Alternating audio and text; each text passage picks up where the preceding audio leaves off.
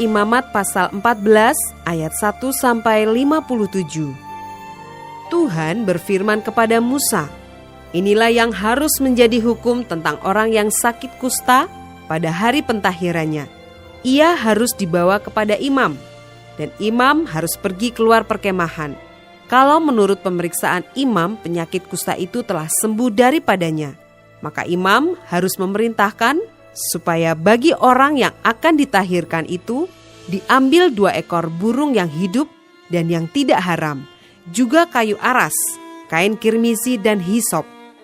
Imam harus memerintahkan supaya burung yang seekor disembelih di atas belanga tanah berisi air mengalir. Tetapi burung yang masih hidup haruslah diambilnya bersama-sama dengan kayu aras, kain kirmisi dan hisop. Lalu bersama-sama dengan burung itu, semuanya harus dicelupkannya ke dalam darah burung yang sudah disembelih di atas air mengalir itu. Kemudian ia harus memercik 7 kali kepada orang yang akan ditahirkan dari kusta itu, dan dengan demikian mentahirkan dia. Lalu burung yang hidup itu haruslah dilepaskannya ke padang. Orang yang akan ditahirkan itu haruslah mencuci pakaiannya, mencukur seluruh rambutnya, dan membasuh tubuhnya dengan air. Maka ia menjadi tahir. Sesudah itu ia boleh masuk ke dalam perkemahan, tetapi harus tinggal di luar kemahnya sendiri 7 hari lamanya. Maka pada hari yang ke-7, ia harus mencukur seluruh rambutnya. Rambut kepala, janggut, alis, bahkan segala bulunya harus dicukur. Pakaiannya dicuci dan tubuhnya dibasuh dengan air. Maka ia menjadi tahir. Pada hari yang ke-8, ia harus mengambil 2 ekor domba jantan yang tidak bercela, dan 1 ekor domba betina berumur setahun yang tidak bercela, dan 3/10 eva tepung yang terbaik, diolah dengan minyak sebagai korban sajian, serta 1 log minyak. Imam yang melakukan pentahiran itu harus menempatkan orang yang akan ditahirkan bersama-sama dengan persembahannya di hadapan Tuhan di depan pintu kemah pertemuan. Dan ia harus mengambil domba jantan yang 1 ekor dan mempersembahkannya sebagai tebusan salah bersama-sama dengan minyak yang 1 log itu. Dan ia harus mempersembahkannya sebagai persembahan unjukan di hadapan Tuhan. Domba jantan itu harus disembelihnya di tempat orang menyembelih korban penghapus dosa dan korban bakaran, di tempat kudus, karena korban penebus salah. Begitu juga korban penghapus dosa adalah bagian imam, itulah bagian maha kudus. Imam harus mengambil sedikit dari darah tebusan salah itu dan harus membubuhnya pada cuping telinga kanan dari orang yang akan ditahirkan, dan pada ibu jari tangan kanan, dan pada ibu jari kaki kanannya. Imam harus mengambil sedikit dari minyak yang 1 log itu dan menuangnya ke telapak tangan kiri imam sendiri. Ia harus mencelupkan jari kanannya ke dalam minyak yang di telapak tangan kirinya itu, dan sedikit dari minyak itu haruslah dipercikkannya dengan jarinya 7 kali di hadapan Tuhan. Dari minyak selebihnya, imam harus membubuh sedikit pada cuping telinga kanan orang itu, pada ibu jari tangan kanannya, dan pada ibu jari kaki kanannya, di tempat mana darah tebusan salah dibubuhkan. Dan apa yang tinggal dari minyak itu haruslah dibubuhnya pada kepala orang yang akan ditahirkan. Dengan demikian imam mengadakan pendamaian bagi orang itu di hadapan Tuhan. Imam harus mempersembahkan korban penghapus dosa, dan dengan demikian mengadakan pendamaian bagi orang yang akan ditahirkan dari kenajisannya. Dan sesudah itu ia harus menyembelih korban bakaran. Kemudian imam harus mempersembahkan korban bakaran dan korban sajian di atas mezbah. Dengan demikian imam mengadakan pendamaian bagi orang itu, maka ia menjadi tahir. Tetapi jikalau orang itu miskin dan tidak mampu, ia harus mengambil domba jantan 1 ekor saja sebagai tebusan salah untuk persembahan unjukan, supaya diadakan pendamaian bagi orang itu. Juga 1/10 eva tepung yang terbaik diolah dengan minyak untuk korban sajian, dan 1 log minyak. Dan lagi 2 ekor burung tekukur atau 2 ekor burung merpati sekedar kemampuannya. Yang seekor harus menjadi korban penghapus dosa dan yang seekor lagi menjadi korban bakaran. Pada hari yang ke-8 ia harus membawa semuanya untuk pentahirannya kepada imam ke depan pintu kemah pertemuan di hadapan Tuhan. Kemudian imam harus mengambil domba tebusan salah dan minyak yang 1 log itu. Lalu imam harus mempersembahkan semuanya sebagai persembahan unjukan di hadapan Tuhan. Ia harus menyembelih domba tebusan salah dan imam harus mengambil sedikit dari darah tebusan salah itu dan membubuhnya pada cuping telinga kanan orang itu dan pada ibu jari tangan kanan dan ibu jari kaki kanannya.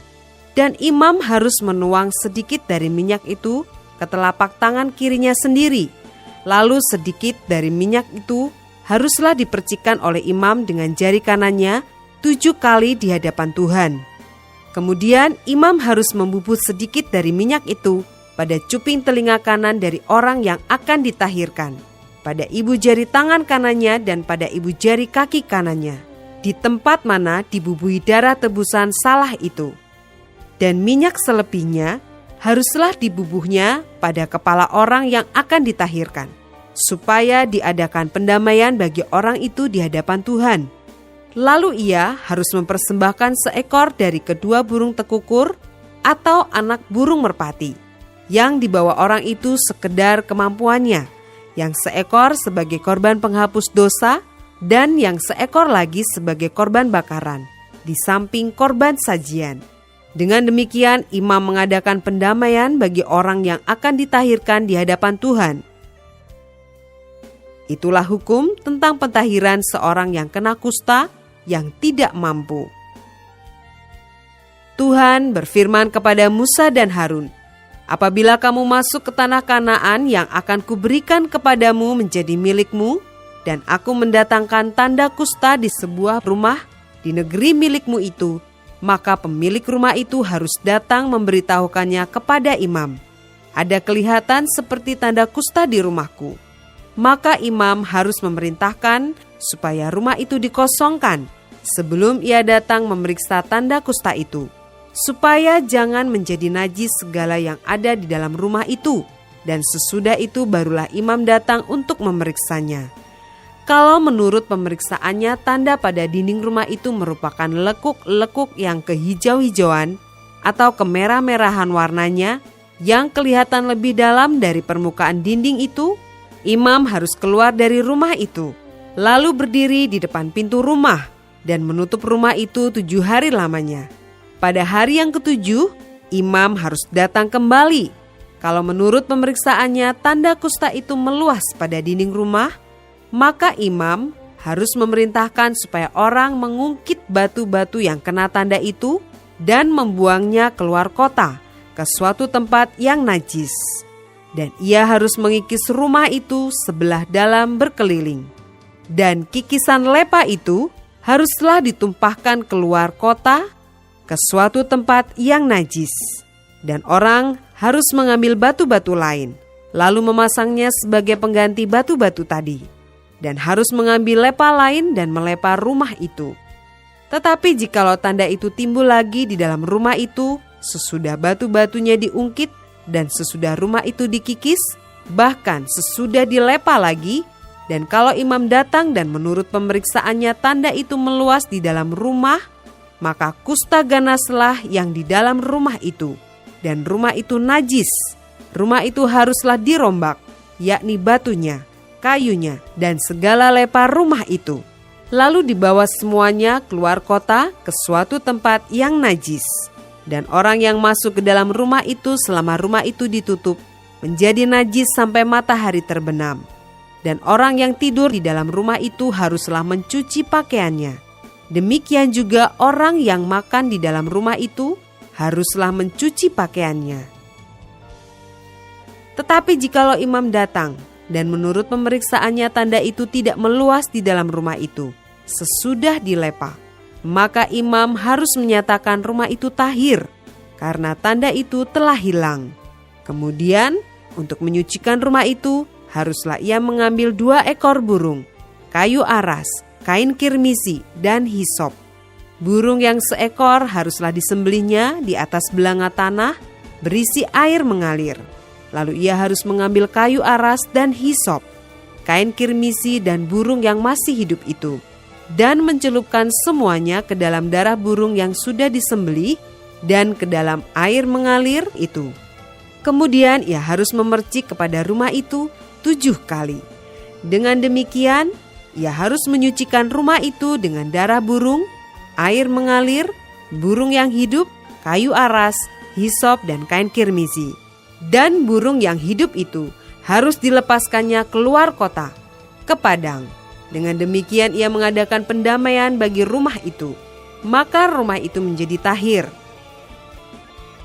Itulah hukum tentang setiap penyakit kusta, kudis kepala, tentang kusta pada pakaian dan rumah, tentang bengkak, bintil-bintil, dan panau, untuk memberi petunjuk dalam hal najis atau dalam hal tahir. Itulah hukum tentang kusta.